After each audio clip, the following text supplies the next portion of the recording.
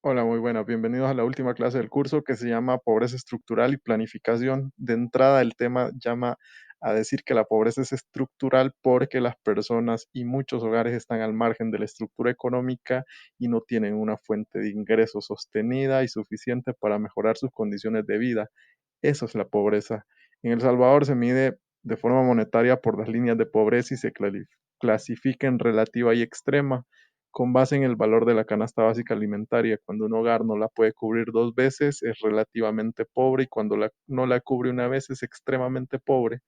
Por otro lado, está el índice de pobreza multidimensional, que mide, entre otras cosas, la educación, la salud, el trabajo, los servicios básicos, la seguridad alimentaria, para ver en ¿en qué medida es pobre los hogares salvadoreños? El parámetro que toman es que si un hogar tiene privaciones en un mínimo de 7 indicadores de los 20 establecidos, se considera en condición de pobreza. Acá tenemos esta gráfica que nos indica cómo ha evolucionado la pobreza durante los últimos casi 20 años, desde el 99 al 2018, y vemos que la línea naranja es la pobreza relativa y la línea gris es la pobreza extrema. La que se ha mantenido básicamente variando entre 20 y 30 es la pobreza relativa, pero la extrema sí ha logrado bajar de cerca del 16 al 5%. ¿Cómo se logró eso?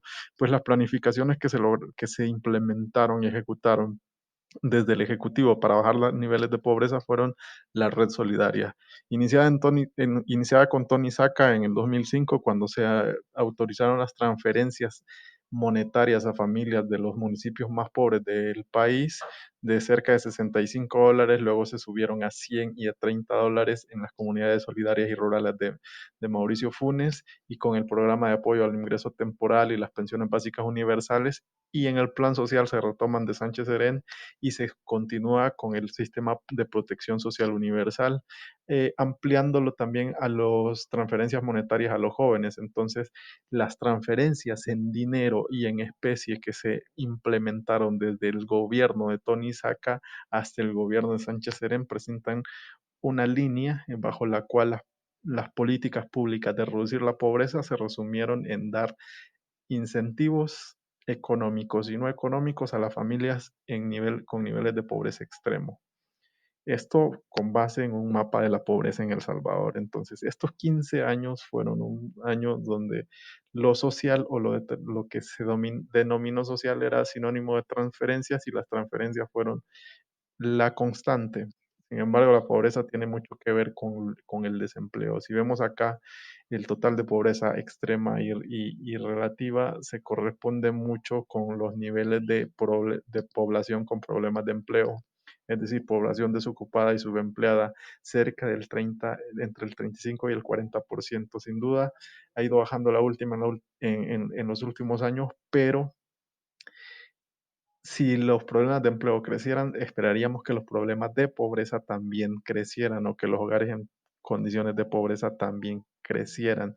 ¿Por qué, verdad? Porque el mercado de trabajo ha permanecido invariable y lo único que se ha logrado avanzar es en las transferencias a hogares con necesidades económicas, pero la correlación entre empleo y pobreza es muy grande. Si no, veamos este cuadro para 2018 de las personas que trabajan, de los hogares que trabajan, o sea, de las personas que trabajan, el 80% podría decirse, no están en un hogar pobre, trabajan.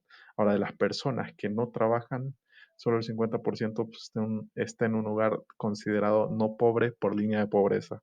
Es decir, hasta acá se ha bajado la pobreza utilizando todo lo siguiente. Para 2018 había pensión básica universal, paquete escolar, alimentación y salud escolar, paquete de semilla mejorada, becas de educación formal y técnica, apoyo temporal al ingreso, bono de las comunidades solidarias urbanas y rurales, subsidios al gas y a la electricidad.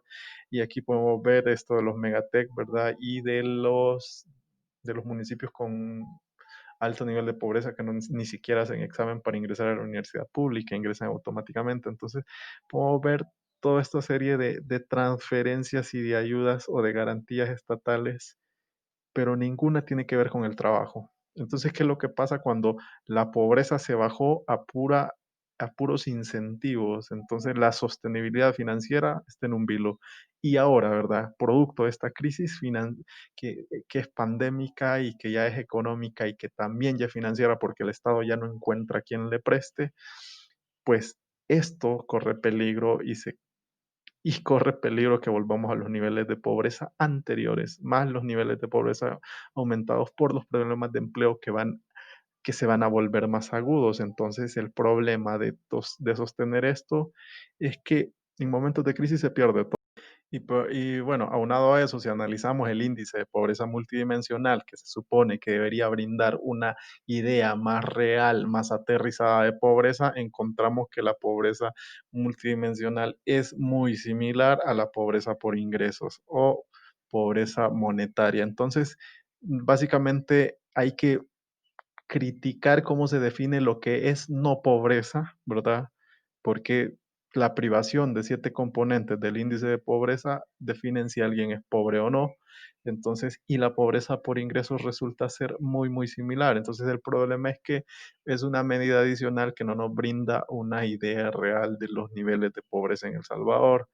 Ahora, ¿qué es lo que debemos de hacer para bajar los niveles de pobreza? Hasta ahora se ha practicado o lo único que se ha hecho es dar transferencias en especies y monetarias, es decir, como un estado de derecho, como un estado benefactor, perdón, un estado benefactor. El punto es que eso es inviable fiscalmente. Entonces, ¿qué es lo que debemos hacer? Sostener esa inversión social, pero con una reforma fiscal progresiva. En El Salvador, quienes más pagan impuestos son los que menos tienen. Entonces, debe hacerse progresivamente a que pague quien más tiene y mejorar la calidad educativa porque más allá de la retención, de los uniformes, de la alimentación, es mejorar la calidad que se corresponda con las necesidades empresariales. Y aunque se los diga alguien de izquierda, es que en la sociedad de mercado, en las economías capitalistas, quien brinda empleo son las empresas y ellos son la demanda de trabajo y ellos ponen qué quieren y a quién van a contratar si cumple lo que ellos demandan y también financiar la inversión productiva que genere empleo. Es decir, se habla de reactivación económica, se habla de dar créditos, se habla de pagar planillas para mantener el empleo, pero en realidad lo que necesitamos como sociedad es un sistema económico donde las unidades productivas generen empleo. La función capitalista no es generar empleo, es generar ganancias y utiliza como instrumento generar empleo, sin duda. Pero claro, hay actividades económicas que generan mucho más empleo que otras. Por ejemplo, la agricultura, la agroindustria, la industria más que los servicios o los servicios más cualificados y no los menos improductivos. Entonces, básicamente, esa es la ruta, ¿verdad? Esa es la recomendación. Lo que se ha hecho ha sido transferencias, lo que se pide es que se vuelva sostenible. Y recuerden, toda política pública que no atiende un problema desde sus causales, como aquí, que no están atendiendo el problema de una fuente de ingresos suficiente y mantenida y constante, entonces no se va a transformar realidades por siempre y va a ser un derroche de fondos. La asistencia social no es un derroche de fondos, pero no está transformando realidades. Esta es la última clase. Mañana les paso las instrucciones del trabajo final, que es el parcial.